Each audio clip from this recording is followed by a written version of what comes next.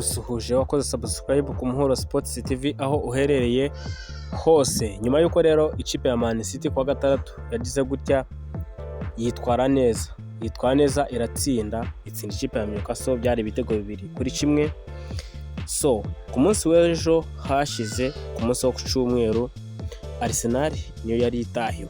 Impamvu ndimo kuzigarukaho nuko arizo kipe bigaragara yuko zirimo guhanganira igikombe cya shampiyona, nubwo andi ma equipe nayo agifite amahirwe, ariko byibuze ubona yuko aya ngaya ariyo ari serious. Gusa nanone tutaza kwibagirwa yuko haracyari ama equipe nka za Liverpool kandi imikino iracahari. So ikintu ngwa kwamenya rero nuko Arsenal nayo yaraye yitwaye neza, ariko mbere ko tuyigeraho turebe 11 ubundi bari babanjemo ni bande, byaje kugenda biti. No kuvuga ngo Mikel Arteta yari yafashe gahunda yo kuba yagarura Bukayo Saka kuri nimero 7. So uwitwa rero Madueke amushyira kuri bench. Mikel Arteta ikintu yakoze yazanye David Raya, azana Tiba kuri nimero 2, kuri 3 azana Pierre Nkapi, azana kandi Saliba ndetse na Gabriel mutima defense nk'ibisanzwe. Hagati mu kibuga azanye Zubimendi, azana ndetse n'uwitwa Declan Rice ndetse n'uwitwa Eberechi Eze. Uruhande rumwe hacinyeho witwa Leandro Trossard, Bukayo Saka akina uruhande rw'iburyo, Victor Gyökeres yataka izamu. Abo bacinyi bose mpamvu nabagarutseho nuko uwitwa Kepa Arrizabalaga yari kuri bench, Karafiori kuri bench, Gabriel Jesus kuri bench, Lewis Skelly kuri bench, Madueke kuri bench, Martinelli kuri bench, Christian Mosquera kuri bench, Christian Norgard kuri bench ndetse n'uwitwa Martin Odegaard wari wagarutse nawe kuri bench. No kuvuga ngo Arsenal uwitwa Kai Havertz aracyafite imvune, ntabwo aramera neza 100%. Mikel Merino ndetse n'uwitwa Ben White, tibagiwe n'uwitwa Maxi Doman, abo bombi bose ntabwo bameze neza. Ibya Ben White byo ni birebire, gusa twebwe ntabwo ari byo tugiye gutinda, ahubwo twebwe tugiye gutinda byageze bite mu mukino bundi, byaje kugenda bite kubera yuko Arsenal abakinnyi yabanjemo. Hari ku minota 27 Julian Timber aje kubona ikarita y'umuhondo, yahise namukora mu mukino pe. Iyi karita y'umuhondo yahise ikora Julian Timber mu mukino, ariko ntabwo byabuje Arsenal gutsinda igitego ku minota 32 cya Eberechi Eze. Anako kandi uwitwa Randari Koromwan aza kucyishyura nyuma y'iminota 2. Anako kandi ku minota 47 bavuye kuruhuka, nuko ngo bagiye kuruhuka ari 1-1, bagiye kuruhuka ari igitego 1-1. So bavuye kuruhuka ku minota 47 kuri pass ya Julian Timber, Victor Gyökeres atsinda igitego. Nyuma y'iminota rero 10 yaje kuvamo Julian Timber, hinjiramo witwa Christian Mosquera. Ku minota 61 witwa Eberechi Eze atsinda igitego cyiza. So Tottenham igenda isimbuza, izana ba Dominic Solanke, izana ba Richarlison, Arsenal izana ba Martinelli, izana ndetse n'uwitwa Martin Odegaard. So rero Arsenal irakomeza yitwara neza kugeza aho haje kwinjiramo uwitwa Martin Odegaard ndetse n'uwitwa Noni Madueke. Birangira rero Arsenal ku minota 90 minota 4 inyongera aza gutsinda igitego Victor Gyökeres kuri pass witwa Martin Odegaard. Ubundi ikipe ya Arsenal ikintu yasabwaga yagikoze, gutsinda igatsira Tottenham, ariko nanone igatsinda ibitego byinshi, kubera yuko ubaka kanya tuvugana Arsenal imaze gukina imikino 28, imaze rero gutsindamo 18, inganya 7, itsindwa 3. Muri iyo mikino rero yacinye yose Arsenal yatsinze ibitego 56, yinjizwa 21, ikaba iri ku mwanya wa mbere n'amanota 61. Manchester City ku mwanya wa kabiri n'amanota mu mikino 27 imaze gukina. Urumva yuko ifite n'umukino w'ikirarane, imaze kuba yagira gute yatsindamo 17, inganya 5, itsindwa 5. Iyo ni Man City. Ibitego 56 yatsinze yinjije nyine iranganya Arsenal, ariko Man City imaze kwinjizwa 25, mu gihe Arsenal yo yinjijwe 21 twabigarutseho. Man City ikaba ifite amanota 56, ikaba irarushwa na Arsenal amanota 5. No kuvuga ngo sasa aho bigeze ubu ngubu bageze no mu ntambara z'ibitego.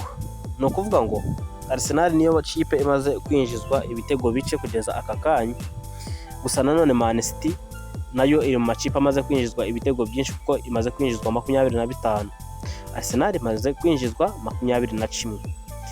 Ibijyanye rero no kwinjiza ibitego, Arsenal na Man City ziranganye. Byari byo kujya kuvuga ngo Man City ngo ifite attaque iryana, ngo Man City ngo ibiki ngo Arsenal ntabwo ifite attaque. Nagiraga ngo mwibutse yuko banganye ibitego bamaze kwinjiza, kandi Arsenal nanone wagaruka ku cyo kwinjizwa nimaze kwinjizwa ibitego bice.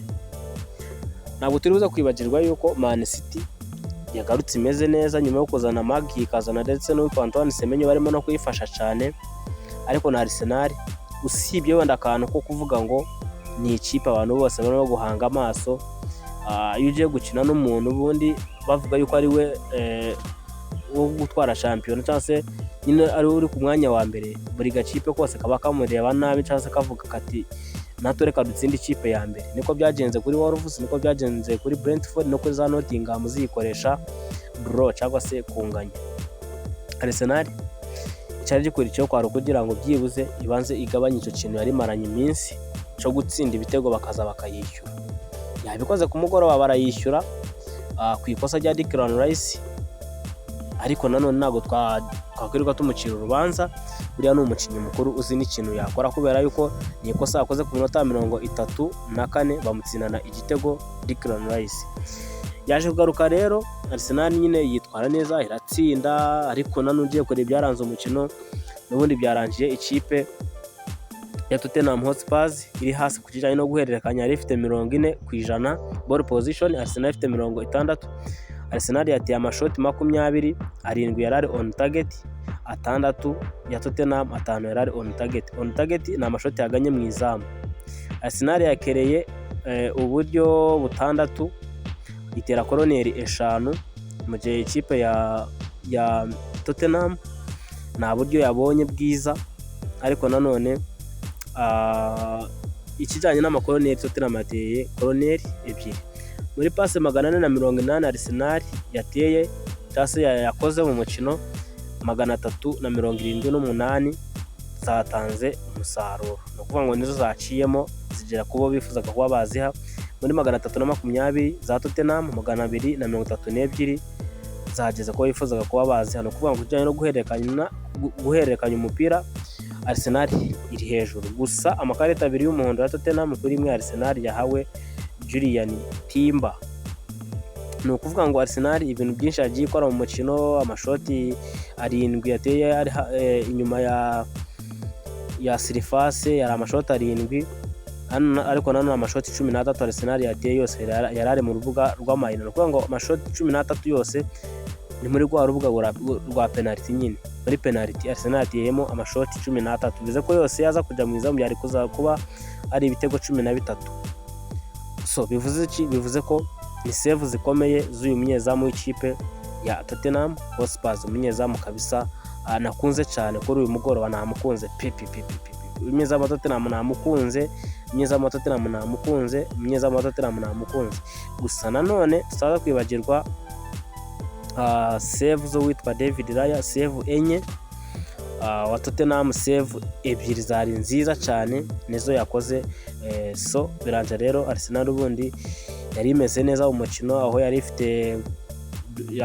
ifite ikijyanye no guhererekanya cyane amakufara 11 kuri 11, tahakire 31 za Arsenal, 21 zaciyemo zitanga umusaruro, 24 za Tottenham, 13 zitanga umusaruro. Urumva ko ibintu byose byari bimeze neza. Gusa ibyo wenda by'imibare reka tureke kubitindaho, ni ibintu wenda twaharira n'ikindi gihe. Ikintu ugomba kwamenya nuko uyu wari umukino wa 5 wikurikiranya Arsenal itsinda ikipe ya Tottenham, apana kunganya ariko gutsinda, kuvuga kuyibonamo amanota 3. Arsenal yabikoraga ku nshuro ya 5, ikipe ya Arsenal gutsindwa rero imikino 5 yikurikiranya kuri Spurs byari bikomeye cyane kabisa. Gusa Arsenal ibonye amanota 3 bituma ikomeza kuyobora urutonde rwa shampiyona, izakurikiza ikipe ya Chelsea. Ibyo byose rero nije kugira ngo tubinyuremo, uburyo abakinnyi bitwaye, uko bari bameze, byose turaza kubikorera ikindi kiganiro mu kanya gatoya cyane. Icyingenzi nuko wareba niba warakoze subscribe, ndetse ukareba no muri comment harimo link iraza kugeza kuri WhatsApp group usangeho bagenzi bawe.